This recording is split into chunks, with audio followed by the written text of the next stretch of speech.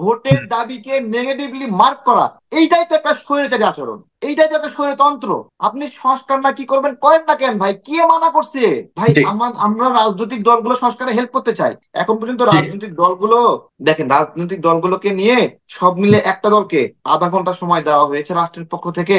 বলেন সংস্কার কিভাবে করবেন, কারা কারা করবেন, কে কে করবেন? এই সরকার যা করছে বা এই সরকারের যা আপনি সমালোচনা করেছেন তার চেয়ে বেস্ট, তার চেয়ে বেশি ভালো কিছু করতে পেরেছে কিনা ইতিহাস তা বলে কিনা বা সামনে সম্ভব কিনা সেই তুলনামূলক আপনার কাছে কমেন্টটা চাচ্ছি। জি, প্রথমত হলো আমাদের চাহিদা কি ছিল, যে হুম, ইউনূস স্যারের সাথে সাথে তার যে উইংস গুলো, সেগুলো হুম, তার মতো করে আচরণ করবে। হুম। সেগুলো তার মতো করে আচরণ করছে না তো। বিধান রঞ্জন আচ্ছা। রায় এই সময়ে না। এসে 93% কোটায় নিয়োগ দিচ্ছে, শিক্ষক নিয়োগ দিচ্ছে, হুম, 84% কোটায় শিক্ষক নিয়োগ দিচ্ছে। আমি আমরা তো বলছি না যে এই সরকার চলে যাক, আমরা তো বলছি না সংস্কারের অসহযোগিতা, আমরা তো সংস্কারের সহযোগিতা করতে চাচ্ছি।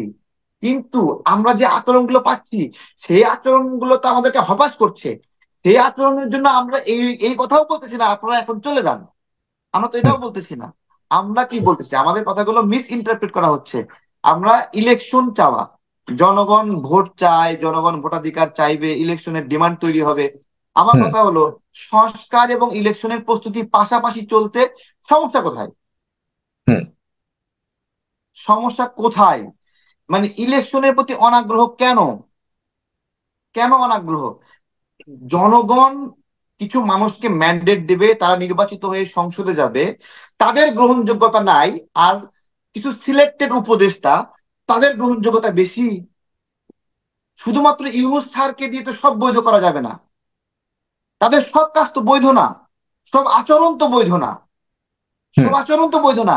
এখন পর্যন্ত আওয়ামী লীগের প্রতি জনগণ যেই নীতি মানে চায়, যে হুম। তাদেরকে গ্রেপ্তার করা হোক, আটক করা হোক, বিচারের আওতায় নিয়ে আসা হোক, কত শতাংশ আনা হলো, বা জি। কতটুকু তাদেরকে গ্রেপ্তার করার পলিসি নেওয়া হয়েছে? সরকারের হুম, এই পলিসি আছে কিনা যে আওয়ামী দোসরদের গ্রেপ্তার করবে, জাস্ট এইটুকু, এই পলিসি আছে কিনা?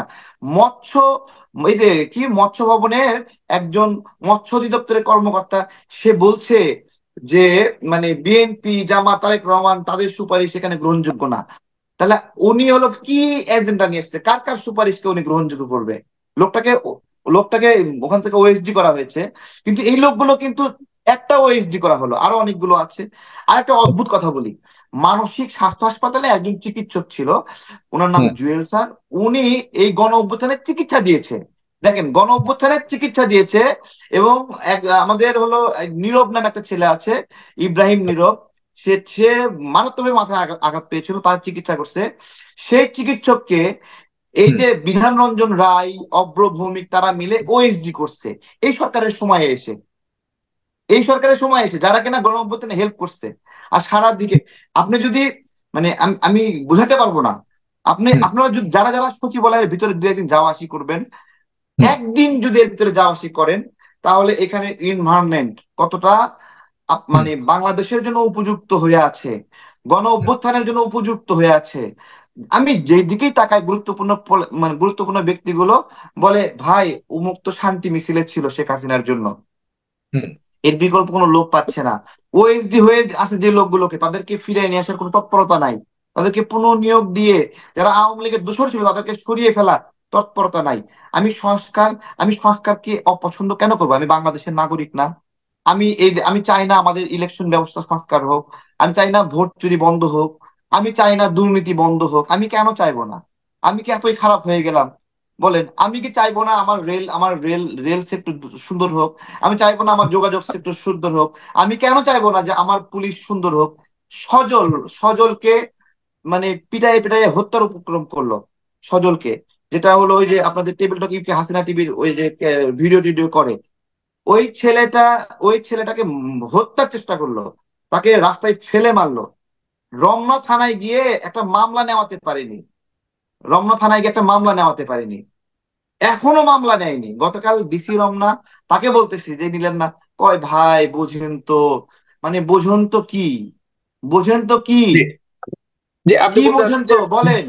আমি তো হুম, এখন বলছি যে এখন দেখেন, মানে আমাদের এখন তো এই শেষ সরকার করতে রান হবে। করছে, এই সরকার রান করছে, এই হুম, সরকার রান করছে, এই সরকার রান করছে। এই সময়ে ধরেন কোন একজন আওয়ামী লীগ যদি ভুক্তভোগী হয়, হুম, কোন আওয়ামী লীগ যদি ভুক্তভোগী হয়, তাহলে ওই আওয়ামী লীগের থানায় গিয়ে, আওয়ামী লীগের একজন সমর্থক থানায় গিয়ে একটা বিচার চাওয়ার অধিকার আছে কিনা, আছে হুম, কিনা? ধরলাম হুম, আওয়ামী লীগ খারাপ, এই জন্য আওয়ামী লীগের নাই অধিকার। একজন সাধারণ মানুষও যদি ঠিক এই সময়ে মানে কোনো পাওয়ারফুল ব্যক্তির বিরুদ্ধে মামলা করতে যায়, হুম, সেই মামলা নেওয়া হবে না, হুম। সেই মামলা নেওয়া হবে না, ওকে। নেওয়া হবে না। আমি আসলে, এই কারণে আপনি মনে করছেন যে এই সরকার তুলনামূলকভাবে দুর্বল, না না, আমি সুতরাং। এটা তো একটা মুখরোচক আলোচনা যে সংস্কার নাকি নির্বাচন।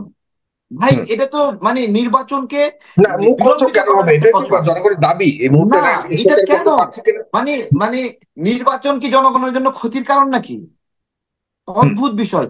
নির্বাচনকে প্রশ্নবিদ্ধ করা, ভোট চাই না, ভোটকে কলঙ্কিত করা, ভোটের হুম, দাবিকে নেগেটিভলি মার্ক করা, এইটাই তো একটা স্বৈরাচারী আচরণ, এইটাই তো একটা স্বৈরতন্ত্র।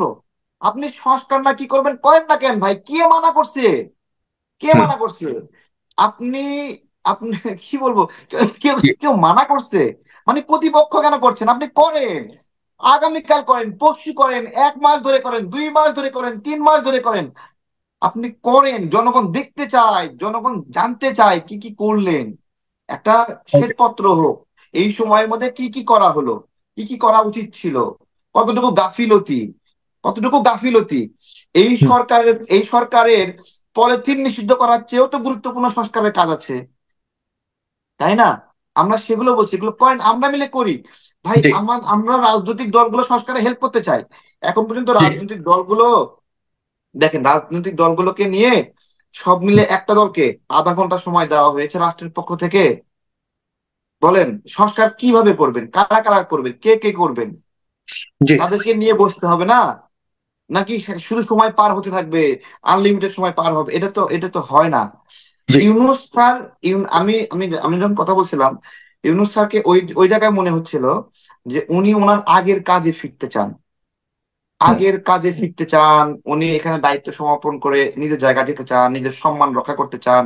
ওনার যে একটা মানে ব্র্যান্ড ভ্যালু আছে, সোশ্যাল হুম, ইমেজ আছে, ওটা উনি ধারণ করে রেখে সঠিক সময়ে চলে যাবেন, যাতে ওনার আবার মূল্য থাকে, আবার ওনাকে হুম। প্রয়োজন হলে উনি আসতে পারেন। এটা চান। কিন্তু ওনার মতো তো সকল উপদেষ্টা না, তাদের মধ্যে ক্ষমতার অভিলাষ জেগে মানে জাগছে।